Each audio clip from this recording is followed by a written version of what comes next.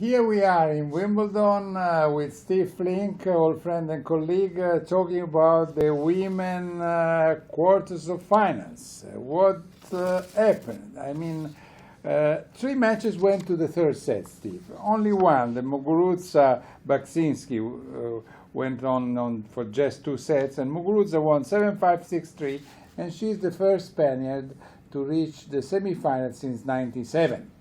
Amazing, remarkable. You know, I'm sure the one who's happiest about this, well, two of them are happy, Conchita Martinez, but particularly Sanchez Vicario. Yeah. But in any case, good effort from her. You know, we saw her obliterating Serena Williams at the French Open a year ago, not this year, and we've been waiting for something like this ever since. Good performance for her to be in the Final Four, but she's going to play Radwanska, who had a three-set win over the American Madison Keys. It looked very close up until the middle of the third set when Radwanska pulled away.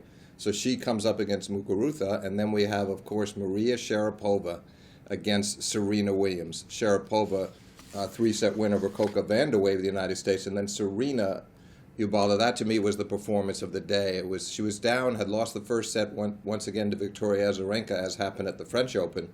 And then it was 2-2 in the second set, and she broke the match wide open. She won the next 7 games to go up 3-11 in the third, and then eventually won it 6-3 with some remarkable serving at the end. Yeah, I think the decisive game probably of that match was, I think, the sixth, when she went up 4-2, I think, or because there was a very long game. And also the thing that people should realize, from 2-2 in the second set till the end of the set, those 4 games, Azarenka had chances in every game, either game points or break points. In every one of those games, couldn't win one of them. And that was Serena at her ferocious best, concentrated and disciplined, and she just simply wouldn't give anything away when it mattered.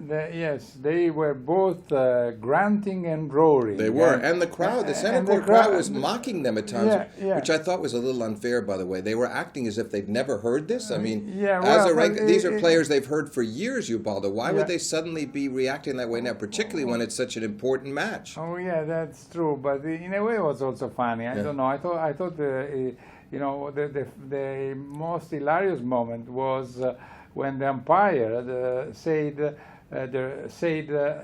please don't make noise during the points. So everybody started laughing. I know, that was ironic. That was ironic, I agree. But I did think they were being a bit insensitive and unfair to both players who were giving it their all. And it was distracting to the players, too. Not only did they hear each other's grunts, but they heard laughter in the crowd. Yeah. But I think it was something different. Whenever there is something different, I'm not against. I mean, fair enough. In a way. I understand. Well, now we have Serena versus Sharapova. Yes. Many years ago, when Maria Sharapova was 17 years old, and they played the final in 2004, and Maria Sharapova won. And she beat her here in the final, and then at the year-end championships in the final. But that was the last time, the end of 2004. 10 and a half years, Ubaldo. Correct. And then 16 matches won after that. Yes, including the Australian Open final this year, which was one of their better played matches. But once again, the big points, Serena came through, and she knocked off Sharapova in a very well-played straight-set match in Melbourne. I have the impression that today we may have seen the real final of the tournament, but then who knows how many times we have been, I tend to agree with you. I think she has such a big psychological edge over Sharapova. I don't think Sharapova can push her quite to the degree that Azarenka did today, and I don't think Muguruza or Radwanska can do that well either in the final against Serena. Serena has this tournament seemingly in her grasp. Yeah. I would say only that if by chance Sharapova gets close to win, then she has the personality. She does. To do it. Yes, you know? She does. She's not one who would be afraid of winning. No, I agree with that, and I also think her attitude is remarkable because despite the 16 in a row, I do believe that she actually goes out on the court for each match believing she can win. Yeah. Okay, now we should talk about the only men's match where we saw today in singles. It was just one set, but in that set, Novak Djokovic was in trouble because Anderson was playing wonderfully, playing especially in his service games. Oh, brilliant. Really brilliant. And then there were 2 break points who could have decided the match. That was at 1-2 in the 5th. Djokovic could have gone down 3-1, and he was very steely in that corner. Steely, resolved, worked his way out of it, held on. The next game on his serve was also a deuce game. But eventually at 5-all, we saw the 2 double faults from.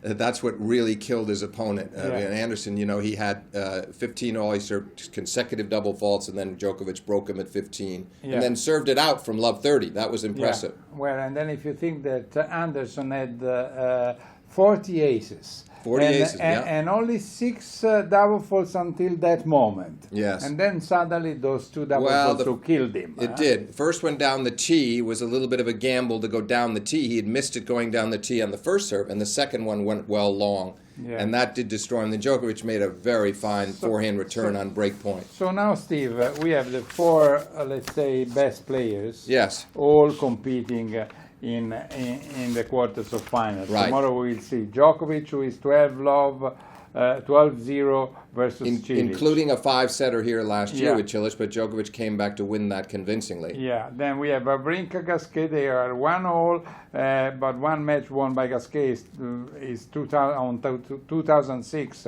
while Roland Garros 2013, Wawrinka won it at the 5th set, 8-6 on the 5th. Yes. Between Vasek, Pospisil, and Murray, 3 sets to love, three matches to 0 right. for Andy Murray, who hasn't lost a set. And between Murray did lose a set to. He did lose 1 set to Karlovic, the 3rd set. No, I'm saying. He in there, Rob. I'm sorry. I'm sorry. That's right. He's handled Pospisil very easily. You're right.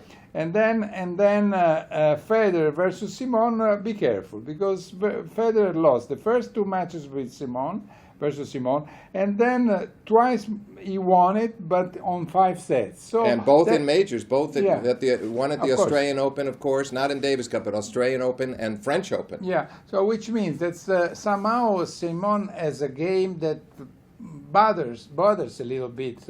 Federer. I think he bothers a lot of people, don't you? Because I call him with all due respect a pest, because he runs down so many balls. He even drove David Ferrer nuts once at the U.S. Open, of all people, to drive crazy with your retrieving ability. Yeah.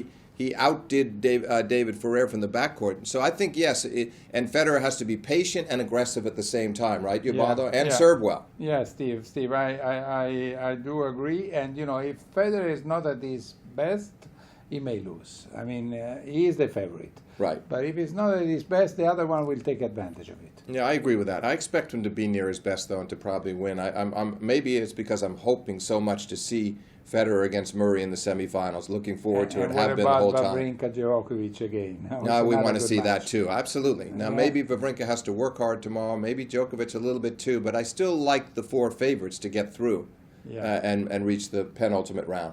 Okay, we will see what happens. We will meet again in front of this screen, and you have to follow us. And if you don't want to follow me, at least follow Steve Flink, please. All the best.